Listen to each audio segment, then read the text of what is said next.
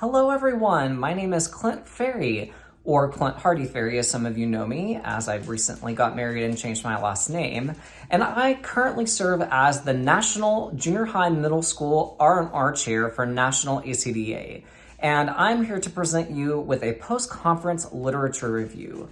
I did this last time before the Cincinnati conference, and it's changed formats just a little bit, but I think you're going to find it interesting. It will be a long video, but it will consist of literature, some videos, some recordings, and just some PDFs with me explaining different things about the literature I'm presenting. So that I hope that you enjoy this, and I hope you can take this back and go and implement this into your classrooms back at home. And of course, if you have any questions, don't hesitate to reach out to me. You can find me on Facebook or Instagram, any type of social media. We also have a National Middle School Junior High Facebook group for everyone to connect and share resources and just gain lots of knowledge and feel like you're connected to other middle school, junior high choir directors across the nation. Well, I hope you enjoy this. All right, everyone, we are going to dive into my very first suggestion. It is Crossroad by Reggie Wright, and this piece has a special place in my heart. This is for treble voicing. My varsity treble choir sang this at the Texas Music Educators Association conference back in 2023. It is an accompanied piece for 2 violins, and I had it commissioned in dedication to my stepdad. This is a wonderful piece of music for an advanced middle school treble choir. Throughout this presentation, you may hear me refer to different grade levels of music, and what I'm referring to is the Texas PML, the Prescribed Music List, and that classifies the difficulty level of different pieces of music that go on this list. Grade 1 is the easiest, and it goes all the way up through grade 6. This particular voicing is actually not listed on the Texas PML. However, its mixed chorus counterpart, which came after the premiere of this SSA version, is on the Texas PML, and it's classified as a grade 3. And I'm sure if the treble voicing went on, and I'm sure it will eventually go on as well, I need to submit it, will be a grade 3 as well. It's about that difficulty range, kind of in the middle. It's written in the key of G major, and I personally believe it sits very well in the treble voice, and it's written in 4/4 common time. The tempo is a bit slower, which gives your students a chance to show that they can sing through a musical phrase. There's a lot of opportunity for syllabic stress and beautiful musicality. The piece opens in 3-part and then has some unison lines throughout. The range is extremely accessible for treble voices. It does not go too extremely low or too extremely high. I think it sits beautifully, and he did a great job writing that. The rhythm does move in parallel motion with some opposing motion as well throughout. The middle section has the most difficult rhythmic part, and I wouldn't even classify it as very difficult. It's just different than the rest. But it is still accessible and returns back to parallel motion. The accompaniment line will help your singers a lot throughout, which is awesome. There's an opportunity for ebb and flow in this piece when it comes to tempo, and it gives you a chance to play with that, and it gives you also chances to play with the dynamic contrast. This piece was written to be sung musically. One thing, if you've ever heard any of my choir sing, is that I focus a lot on musicality, and I'm glad that he wrote this with my choirs in mind because there's so many opportunities for it. You can use plenty of syllabic stress, as I mentioned, throughout. And the 2 violins that you're going to hear represent the 2 roads that are diverging, as it speaks about that in the text of the piece. So that's a great way you can tie that into your singers and be like, oh yes, these 2 violin parts actually represent the roads you're talking about, and which road are you going to choose? So it helps support the meaning behind the text. All right, well, we're going to get to actually watch a video of this, so I hope you enjoy.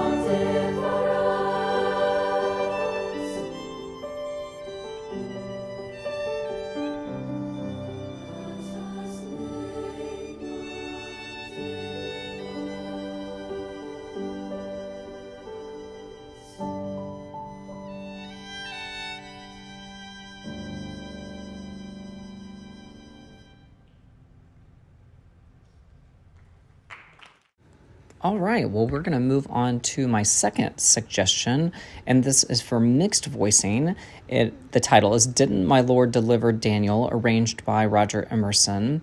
This piece is accompanied with piano with an upbeat tempo. I've taught this piece to my after-school mixed choir before that only meets one time a week and was able to teach it successfully along with 2 other songs for their UIL evaluation. So if that gives you some perspective, if you have a choir that meets every day, then I think that you could totally handle this accessible piece. This is a grade 1 on the UIL PML, meaning it is on the easier side, but I personally think that it probably needs to be moved up to a grade 2 on the Texas UIL PML. It is in the key of F minor, and the ranges of this piece sit pretty well for middle school voices. The tempo varies, but it is an upbeat piece for the most part that opens with a strong unison line and then splits into 3 parts. The rhythm moves in parallel motion throughout, and the accompaniment line will help your singers a lot, but it doesn't constantly support them by playing their exact notes. So I appreciate that it helps support, and it doesn't really necessarily just hand it to them. There is a return to the al coda and then jumping back to the coda for the end of the piece. And I think this is a great way to introduce that concept if your singers have never had that before in a piece. So it's a great way to teach these musical symbols. And now we're going to take a quick listen to just a portion of this song. Just like all reading sessions, not everybody reads through the whole piece. So I'm going to play a little bit of it just so you can have that. And then you can go look up the score yourself on J.W. Pepper. So here it is.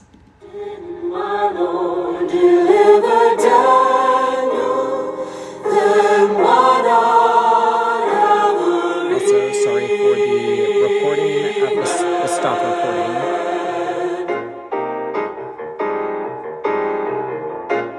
Didn't my Lord deliver Daniel, deliver Daniel, deliver Daniel? Didn't my Lord deliver Daniel, then why not every man? He delivered Daniel from the lion's den, Jonah from the belly of the whale, and the Hebrew children from the fiery furnace, then why not every man? Didn't my Lord deliver Daniel, deliver Daniel, deliver Daniel? Didn't my Lord deliver Daniel, then why not every man? Didn't my Lord deliver Daniel, deliver Daniel, deliver Daniel? Didn't my Lord deliver Daniel, then why not every man?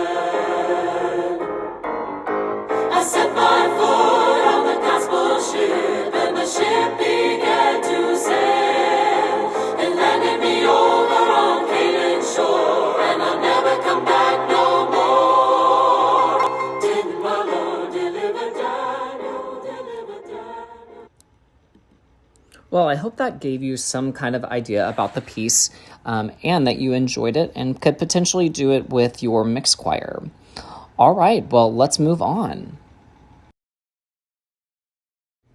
For my third suggestion, it is Sisini Moja by Jacob Narvarud for mixed choir voicing. This is an accompanied piece with a djembe.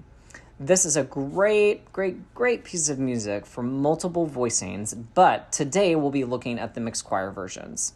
This is a grade 3 on the Texas UIL PML, and while that might seem a little daunting to some of you hearing that at first, it's actually quite accessible when you break it down and teach it. The mixed choir version is written in the key of F major. When doing the SAB version, just be aware that this might sit a little low for your tenors, so you might want to look at the SAT-B arrangement of this, but you know your singers better than anybody, so you can program it however you see fit.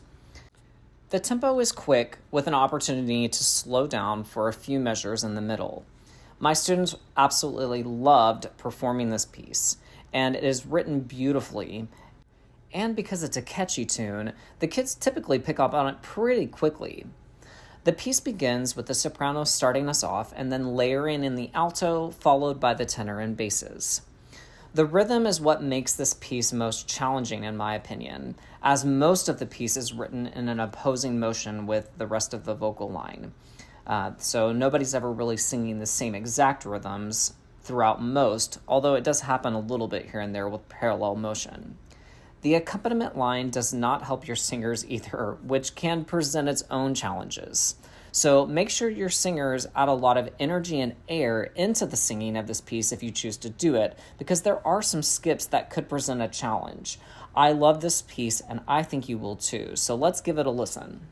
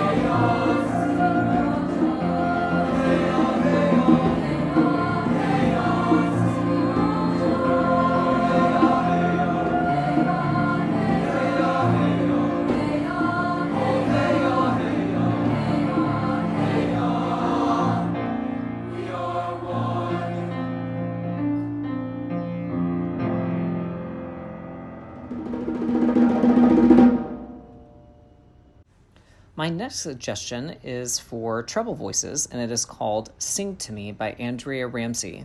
This is an accompanied piece for treble voices. I think it's a great piece of music for advanced treble choir, and it's classified as a grade 2 on the Texas UIL PML. It's written in the key of B flat major, and I personally believe that it sits really well with treble voice. Within the vocal range is what I mean, and it's written in 4/4 time. However, the time signature floats between simple and compound meter throughout, which is a great teaching opportunity to teach going from 4/4 to 9/8, etc., etc., etc. It also flips into 2/4 throughout.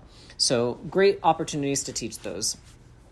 The tempo is slower, which does give your students the chance to show that they can sing through a musical phrase and a musical line, which means they can practice on breathing, they can practice on buzzing through the line to make sure that they can get through it in one single breath without taking multiple breaths in between. You can also work on stagger breathing, which is great for any choir. The piece opens with a unison note that is repeated the whole page. And I don't know if you've ever taught a piece that has a bunch of repeated unison notes, but that's challenging. So especially for middle school singers. So be sure to really focus on that and make sure the blend and balance is there. So this is a great opportunity for you to work on that blend so it sounds like one beautiful unison voice and not a bunch of different voices singing the same note. So while singing in unison is challenging, it's not something that middle school voices cannot handle.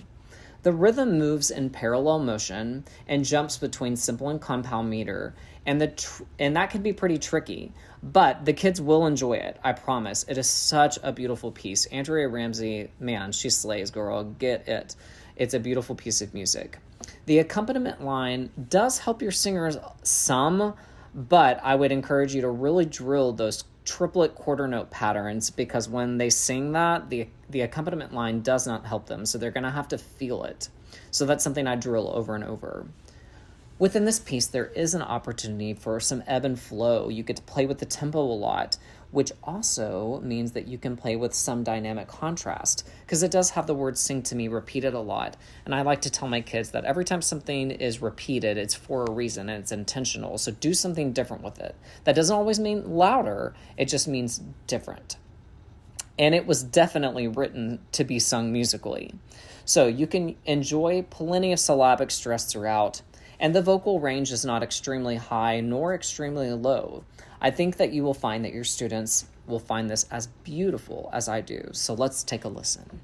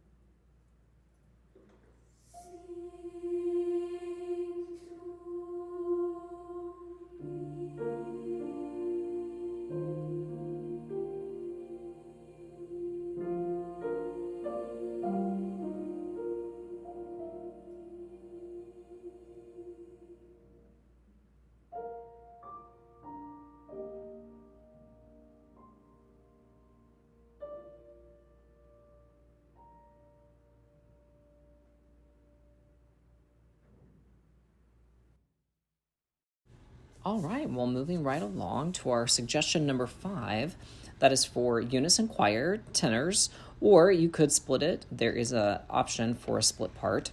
It is called A Dragon Song by Vicar Tucker Courtney. This is an accompanied piece. I love this piece for beginning tenor bass choirs or for 6th grade unchanged voices if you take it up the octave. It is a grade 1 on the Texas UIL PML and is written in the key of C and in 2/4 time. So this is a great opportunity. Most of your kids read in 4/4 most of the time. And 2/4 is something that they can experiment with, even though it feels extremely similar to 4/4 time. The tempo is quick and fun, and the text adds so much to the fun element. Tenors and basses typically love singing about things that are mythological, and it's just a great way to enjoy what you're doing, because if you're not having fun, why do it? I know that our JV tenor bass choir fell in love with it this year. As it is unison, there is only one set of rhythm, obviously, except for the part where it splits. However, when it does split, the rhythm stays in parallel motion and they do the exact same thing. The accompaniment line will help your singers without playing all of the notes for them, which I really appreciate. It gives them that support that a JV tenor bass choir might need, but it doesn't give it all away to them. It is a great supplement to their vocal line. And the kids will slay this dragon in this epic piece. So let's take a quick listen and see what you think.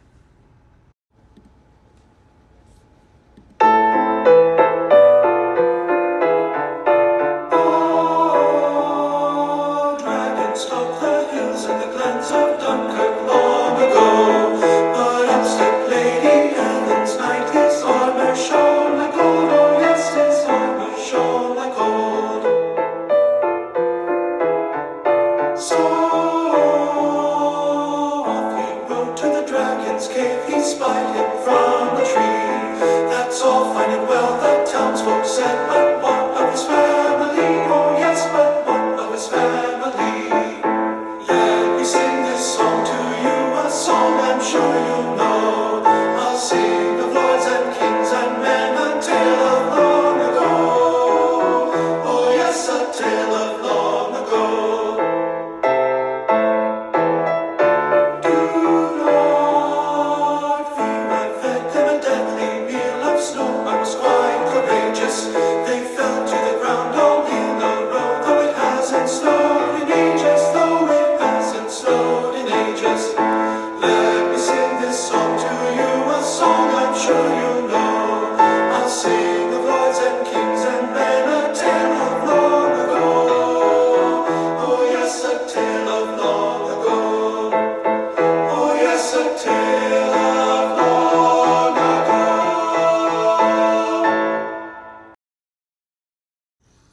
All right, let's move on to rep suggestion number 6. This is also for tenor bass choirs. This is Dies Irae by Christy Jones. This is an accompanied piece for a strong tenor bass choir. It can be for a choir who is also needing a challenge and has conquered 2-part TB singing. It's a grade 2 on the UIL PML list, and it's written in the key of F sharp minor, and it's in 6/8 time. So it's a great way to introduce your students to compound meter and counting 1, 2, 3, 4, 5, 6. So I loved using this. The kids really, really enjoyed it last year when I taught it. Though this has a nice vocal range, there are a few times when they're singing in unison that it gets really low for the tenors. But no worries, the basses have it covered, or the basses and the second tenors. The tempo is on the quicker side, which gives your students a chance to add that energy into the musical line. And the chords of this piece that are played throughout really strengthen the strength. I know that's a double negative, I guess. Anyways, I'm not an English major. Just giving you my thoughts on this, and I think you're probably laughing at me by now, and that's totally okay. The piece opens with a strong unison line and then splits off into the three-part, and it's an A-B-A prime form. The rhythm moves in parallel motion throughout, where the accompaniment line really helps support your singers a lot, which is great for a developing tenor bass chorus. Your singers will enjoy the musical line and the opportunity to sing in Latin and show off their vocal range. The tenors really love this, by the way. At least mine did. Speaking of that compound meter that I was talking about a second ago, it is really essential that middle school singers learn how to not just read in simple meter, but they need to learn how to read in compound meters. So this is a great way to introduce that. Let's take a listen and see if you like it.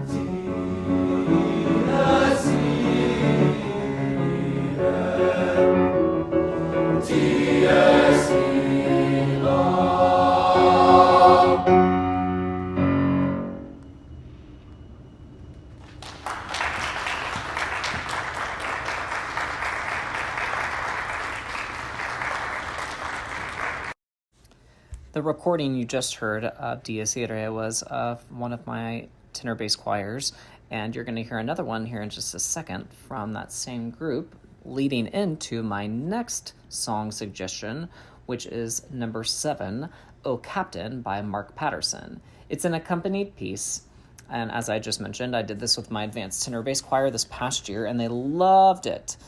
This song is not on the Texas UIL P&L. However, I think it really should be added. It is a wonderful piece of music, and I would say it would be classifying around a grade 2. It's written in the key of G minor in 4/4 time, and the vocal ranges sit really well for tenor bass choirs. The tempo is fast, which I find that a lot of tenor bass choirs really enjoy. It gives them a way to get that energy out, and it keeps the air moving through their line.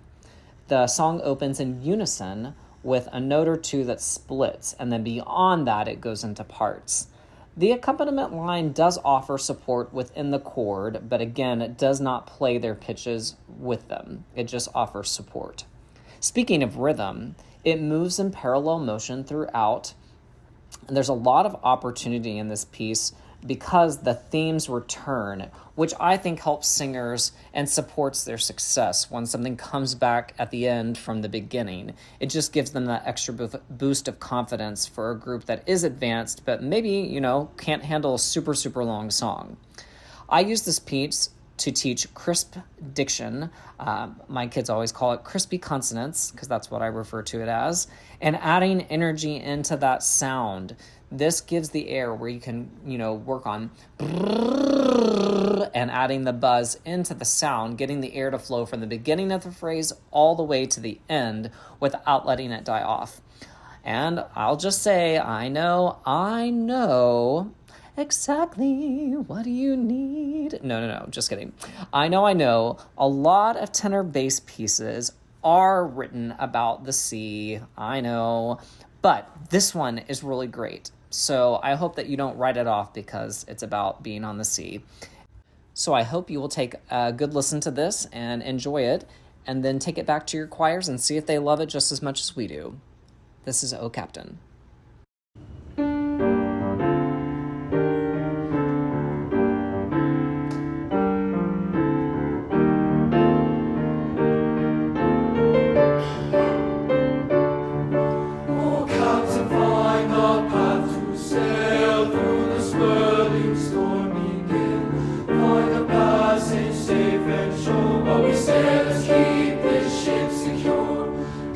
Trust the ways, you know when to ease and when to go. Mark the course and set it fast, and we made to raise and break the mast. For we stand here at the ready, sailing as your voice commands. Our ship is sure and steady. Oh, Captain, we are in your hands. We know the clouds will come again, winds will howl and waves will spin, storms will toss us to and fro, but our captain here is in control. Let the oceans wail and roar, we will never fear them more. Now to work, ye sturdy men, oh Captain, take us home again, for we stand here at the ready, sailing as your voice commands. Our ship is sure and steady. Oh, Captain, we are in your hands. Yes, we stand here at the ready, sailing as your voice commands. Our ship is sure and steady. Oh, Captain, we are in your hands. Captain, we are in your hands.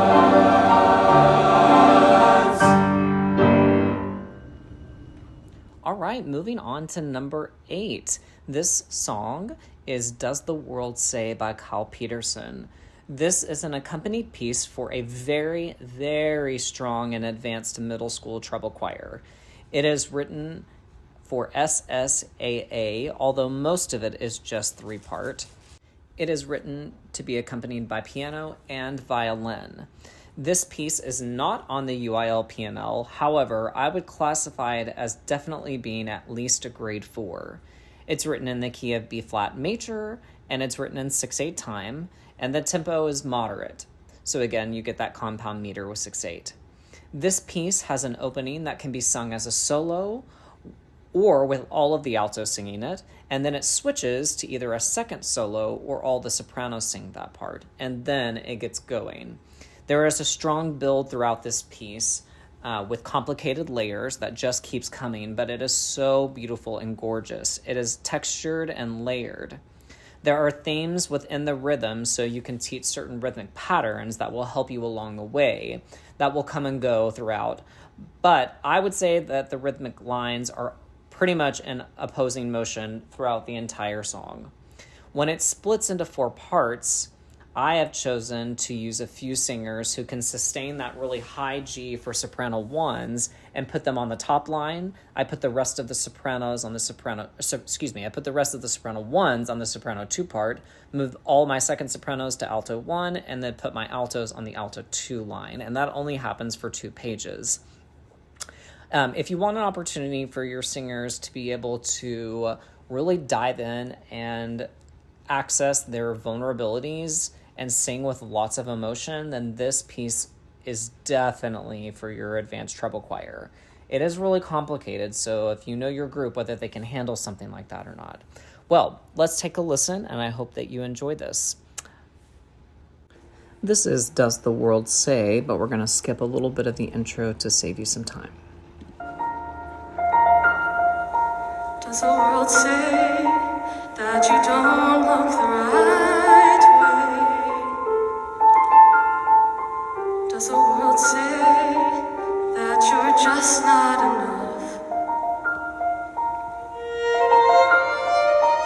Does the world say that you're not in the right spot? When it wants you there and not here, and tells you all the things you are not. Well, I've been there too. It's hard to shut my ears to the noise. Yes, I've been there too. I don't stand a chance if it's me in this world all alone. All the chatter is deafening, too overwhelming, hard to find my way home. So take my hand, don't let go.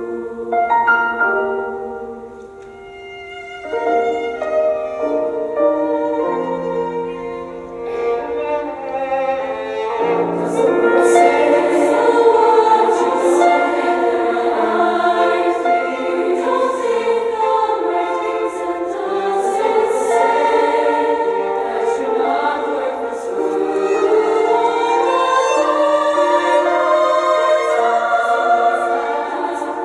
when you fall or when you cry? Does it turn you away every time you apply?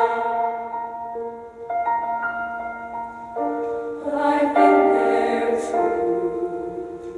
It's hard to shut my ears to the noise. Yes, I've been there too.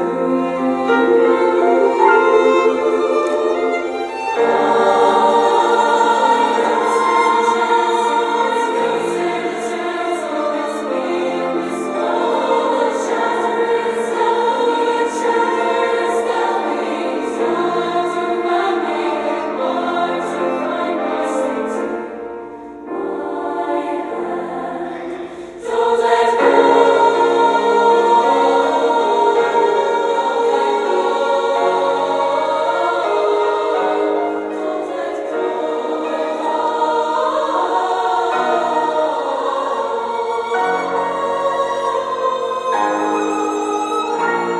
Take my hand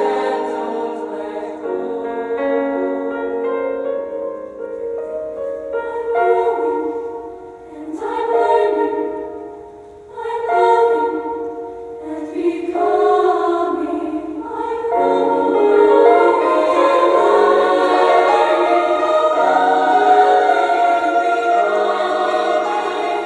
growing and learning and loving, becoming, and I don't stand a chance if it's me in this world all alone. All the chatter is deafening, too overwhelming, hard to find my way home. Don't stand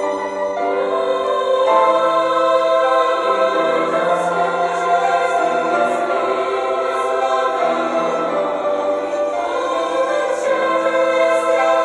All the chatter is deafening, too overwhelming, hard to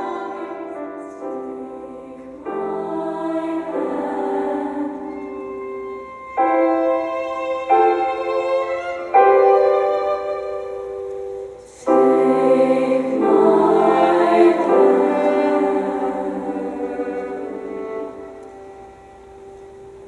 don't let go. Oh, such a beautiful piece. Well, let's move on to my 9th repertoire suggestion, and this one is for tenor bass choirs. It is called Rockin' Around the Christmas Tree, arranged by Roger Emerson. This is an accompanied piece that will bring your winter concert to life. I love, love, love this piece of music. It is fun and the kids will really enjoy it. While you're getting to access this literature review currently in its springtime or summer for you when you're listening, for me, I really love discovering winter pieces all time of the year. So even though it's, not exactly winter when we're talking about this, I wanted to throw this in because there's always an opportunity to find something for different concerts, and I don't want it to just all be spring stuff. So I hope you enjoy this. There's not a lot of literature for tenor bass choirs when it comes to holiday and winter music, so I wanted to throw this in and hopefully it will help you out. It's written in the key of E major and is in 4/4 time. The vocal range is very accessible for middle school singers, and it's sung in a swung style and not a straight rhythm, so please take notice of that whenever you're teaching. The tempo is fast, which helps drive the musical line and energy behind the piece. This song opens strong with 2 solid parts. The tenors take over the melody right away. And be careful with that bass line because it changes just ever so slightly throughout, and it will confuse them if you don't take note of that. I also want to take a moment to say that when you're singing a piece like this for your concert only, and it doesn't have anything to do with contest, any kind of evaluation, change it how you need to. I always thought I couldn't do that, but you absolutely can. Do what's best for your choir. And if you haven't heard it before, take this as your permission. Do what you need to do to make sure your choir is successful. Now, back to the piece. The rhythm moves in parallel motion throughout with occasional rhythmic opposition. So most of it's pretty good moving in the same way. Do you like adding movement into your concerts? I know I like doing it. So this is a great piece for that. I hire a choreographer to come in and teach them choreography. And if you get a choreographer that really digs in and does something that they like, the tenor bass choirs will dive in and they'll commit. And then the audience will eat them up and they can be the showstoppers of the entire winter performance. So take a look, listen. Let's see what you like.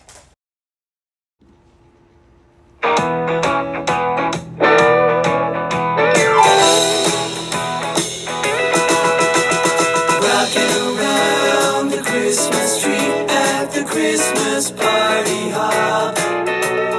Mistletoe hung where you can see. Every couple tries to stop. Rocking around the Christmas tree. Let the Christmas spirit ring. Later we'll have some pumpkin pie and we'll do some caroling. You will get a sentimental feeling when you hear voices singing, let's be jolly, deck the halls with boughs of holly. Rocking around the Christmas tree, have a happy holiday. Everyone dancing merrily in the new old-fashioned way. You will get a sentimental feeling when you hear voices singing, let's be jolly. Bum, bum, bum, bum, oh, oh. Deck the halls with boughs of holly. Rocking around the Christmas tree, have a happy holiday. Everyone dancing merrily in the new old-fashioned way.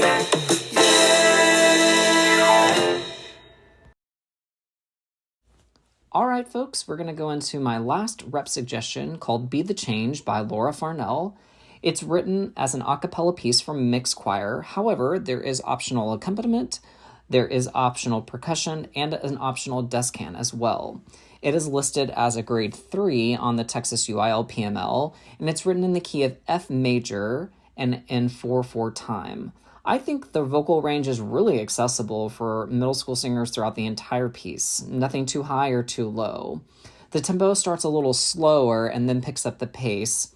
And then on the second page, you have Be the Change, Be the Change. And it layers starting with the basses and then the tenors and then the sopranos and altos join in.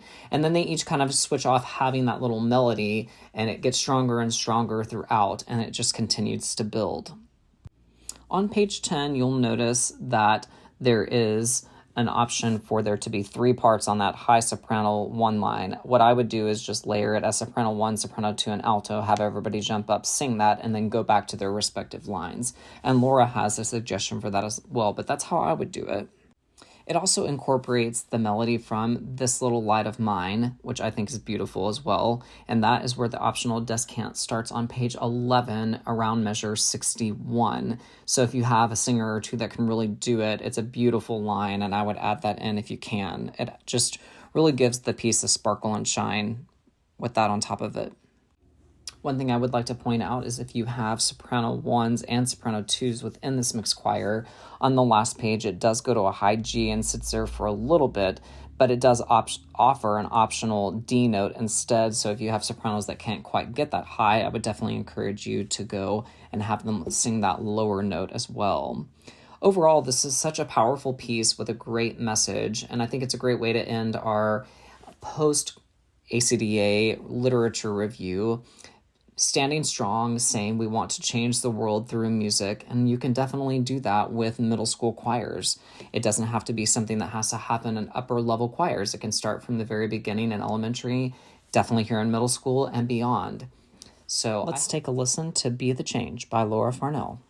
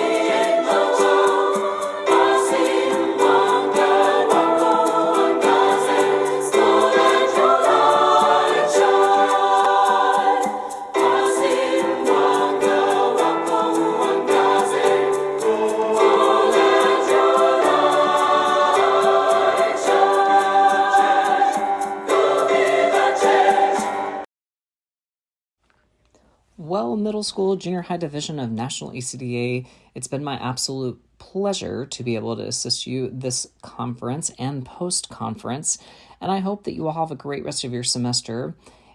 And I hope that this post-conference literature review was very helpful to you. Maybe something you could take back in the spring, or it's something that you could plan next year as well.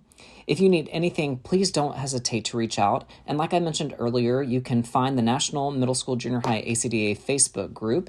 Please join us. There's lots of great resources on there. You can always feel free to reach out to me anytime you want to on regular social media or my Choir with Clint social media. It's up to you, but I'm here to help you with anything you may need. Have a great one, ACDA. Thanks again.